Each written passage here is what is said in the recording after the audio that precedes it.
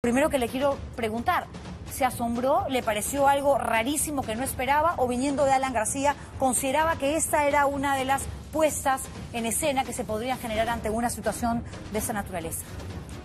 La verdad es que no, Juliana. Yo escribí el día jueves y viernes en las redes sociales diciendo, ojo, Alan García no se queda con los brazos cruzados, Alan García no va a estar de vacaciones, venía de anunciar un golpe de Estado que él había inventado para plantear la hipótesis y este mensaje de que es un perseguido político, ¿no? Y entonces lo que ha hecho es eso.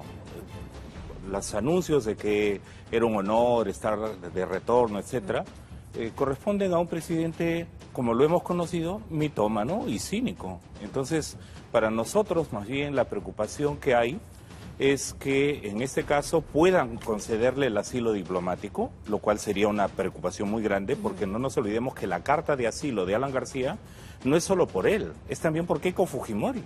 Y aunque no mencione el nombre, dice que el Congreso está asediado judicialmente. Y el precedente que esto podría generar en caso Uruguay le conceda el asilo con el caso Toledo, porque Toledo podría, obviamente, exacerbar todavía más esa postura de victimización que ha adoptado y no volver más. Se queda en Estados Unidos, no lo volvemos a ver en el Perú.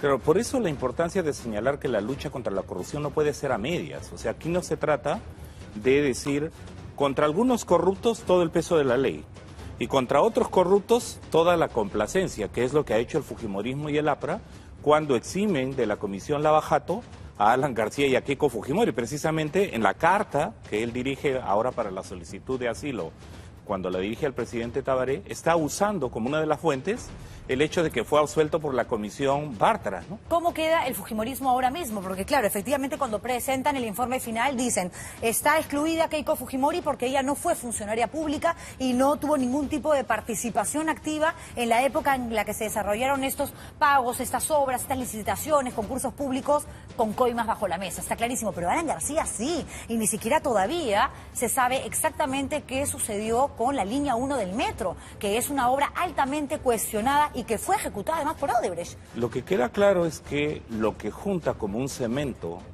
al fujimorismo y al APRA es la búsqueda de impunidad y la defensa de sus corruptos. Eso es lo que queda claro, porque en la Comisión Lavajato está claro que el haber gastado más de 3 millones de soles, haber empleado más de 20 asesores, haber tenido 2 años y medio para trabajar, para exculpar a Alan García y a Keiko Fujimori con argumentos falaces, porque cuando dicen, por ejemplo, que Keiko Fujimori no es investigada porque no es funcionaria pública, ese criterio lo habrían podido aplicar para la señora Nadine Heredia, que no era funcionaria pública. Y en cambio Keiko Fujimori sí fue congresista de la República. Sin embargo, miden con vara distinta a unos y a otros. En el caso de Nadine Heredia tenía sí un manejo directo sobre la política nacional, pero tampoco se le ha corroborado de que efectivamente cometió el delito de usurpación de funciones. Por eso, es algo que tampoco se ha determinado. Usan una medida para unos y otra medida para otros. En el caso de Alejandro Toledo y en el caso de PPK, el informe llega a decir que como sus funcionarios, sus ministros, viceministros, hay pruebas de que habrían incurrido en actos ilícitos y dolosos, sí. Entonces también tienen responsabilidad los presidentes. Pero en el caso de Alan García, llegan a señalar a Enrique Cornejo, que fue ministro, al viceministro, al señor Cuba, y sin embargo a Alan García lo eximen. O sea, han usado doble vara, o como por ejemplo lo han usado para el tema del financiamiento de campañas, porque han dicho...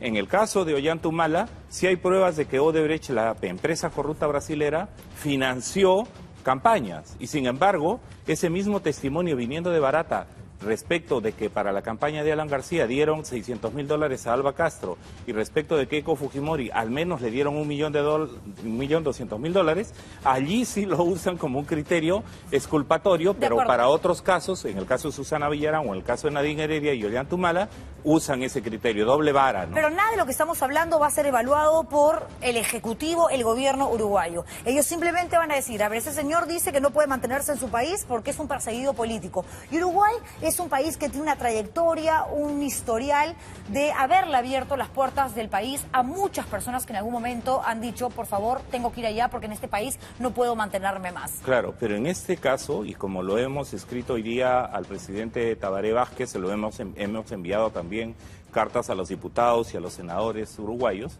respetando la independencia y poderes que ese país tiene, en realidad para señalar que la figura de asilo político no aplica para temas de delitos comunes. Alan García no está perseguido por sus ideas, no está perseguido porque sea miembro de un partido político, está perseguido porque habría cometido delitos comunes, cohecho, corrupción. Ahora vamos a hablar acerca de la relación entre Alan García y Tabaré Vázquez, el actual presidente uruguayo, porque lo que sí se sabe es que tenía una amistad fuerte con Mujica. La mujer de Mujica, la esposa, es vicepresidenta. Quizás por allí esté la relación que podría darle cierta fe, cierta confianza a García de que le van a dar el asilo. Esto indigna, Juliana, indigna y además el tipo de complicidad, porque aquí no estamos hablando, por ejemplo, lo que ha pasado hoy día en la Subcomisión de Acusaciones Constitucionales.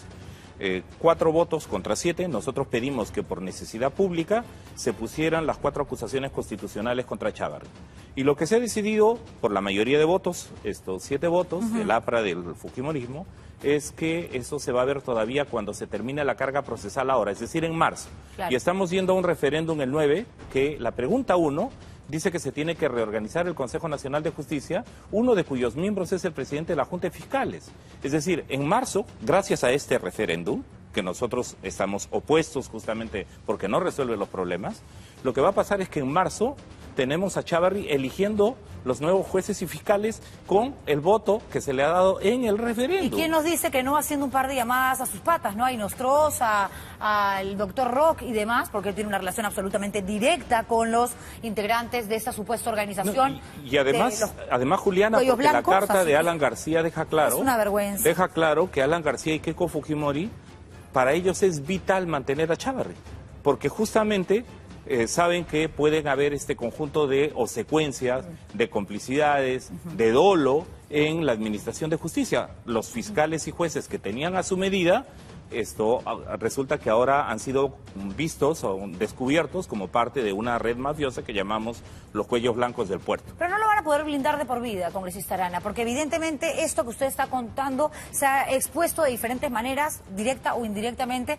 y ya se sabe. Y finalmente lo que más les preocupa a los políticos es estar bien con el pueblo, estar bien con la gente para atornillarse, si no es en el Congreso, pasar al gobierno regional, estar en una municipalidad o mañana coger un ministerio. Disculpe que se lo diga, pero es la verdad. Mira, o algunos de ellos, o muchos de ellos, piensan que la impunidad les va a durar toda la vida. Nelia Colán, cuando estaba haciendo ese tipo de manejos en la Fiscalía, pensaba que nunca le va a llegar su hora. Bueno, le llegó. Hablando de impunidad, Alan García no sabemos si es inocente o culpable, de eso se encargará el Poder Judicial. Lo cierto es que forma parte de una investigación. Se le había dictado una orden de prisión preventiva para garantizar que estuviese aquí y respondiera a las audiencias a las que iba a ser de impedimento de salida, ¿no? Impedimento de salida, claro, impedimento de salida. Y claro, porque él en algún momento, cuando estaba en España, no vino a 2 citaciones y esto ha servido como un precedente, un antecedente lo suficientemente fuerte para el Poder Judicial de decir, ok, el fiscal Domingo Pérez tiene razón, lo mejor es que Alan García nos asegure su permanencia en Lima. Ya vemos lo que está haciendo, quedó pendiente esta pregunta, al final nos fuimos por las ramas. ¿Le dan el asilo? Hablemos de los vínculos políticos de Alan García con representantes, funcionarios en Uruguay. Con Tabaré Vázquez, yo no sé qué tan amigos puedan ser, con Mujica sí. Lo que ocurre, no, pero Mujica tiene una clara aproximación y todo su capital social depende de su credibilidad y de su honestidad y su sentido de servicio. Entonces, para mí el tema es que Alan García no podía haber ido a la embajada uruguaya sin haber previsto que podían darle el asilo. Además es Alan García, ¿no? Claro, o sea, eso estaba planificado, ¿no? Obvio. Entonces, yo creo que efectivamente le está esperando que le den el asilo diplomático.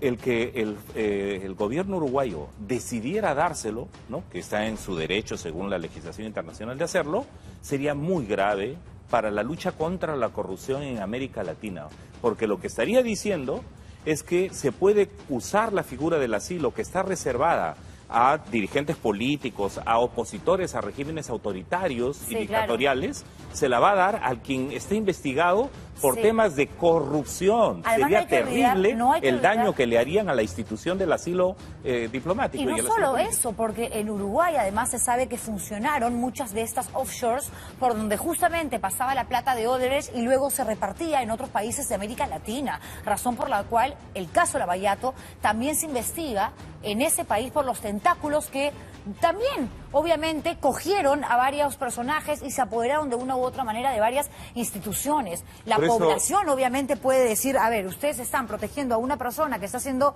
investigada por el caso Lavallato y ni siquiera pueden demostrarnos que efectivamente es un perseguido político para abrirles las puertas de Uruguay. Claro, Uruguay tendría que valorar muy bien, porque es su prerrogativa hacerlo, tal como prevé el derecho internacional, si quiere hacerle tal daño a esa institución tan importante que además en América Latina, de cara a los regímenes dictatoriales que vivimos durante décadas, ha sido tan importante para salvar la vida de gente que estaba perseguida realmente y cuya vida peligraba, porque con esta lógica, el Chapo también podría decir esto que es un perseguido político. Lo acabamos de escuchar, la defensa de Keiko Fujimori, se ha también planteado el tema de la persecución política, ahora lo plantea el congresista Mamani, ¿qué cree? Y luego lo podía plantear cualquier delincuente común. Entonces, yo creo que... ¿Le dan el asilo o no le dan el asilo? En principio no debieran dárselo porque le harían un enorme daño a la propia institucionalidad. Pero una cosa es lo que uno puede pretender y otra cosa es lo que te va,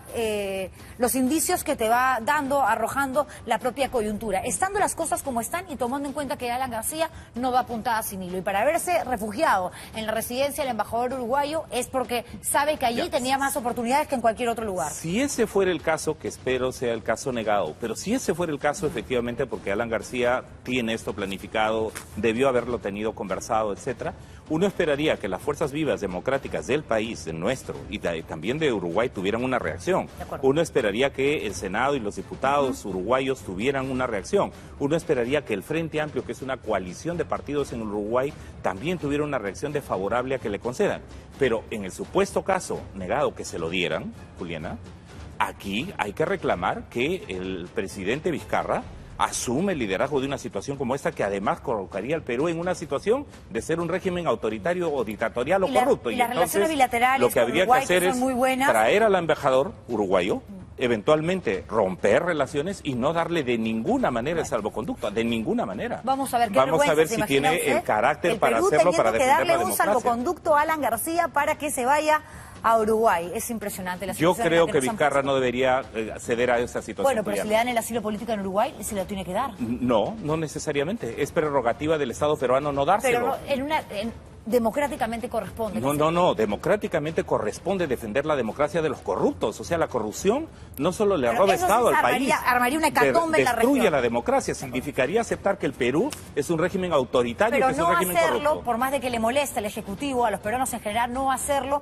pondría en evidencia una situación de poco respeto, justamente a las decisiones que toma de manera independiente un Estado democrático. No, por el contrario, sería el cuestionamiento al hecho de que un país en el derecho que tiene de conceder o no asilo, está mal utilizando la figura del asilo político para concedérselo a quienes estarían investigados por delitos comunes y no por sus ideas. Sería un pésimo precedente. Lo que va a ser pésimo es que me corten el programa porque se me acaba el tiempo. Gracias por haber venido, congresista Marco Arana.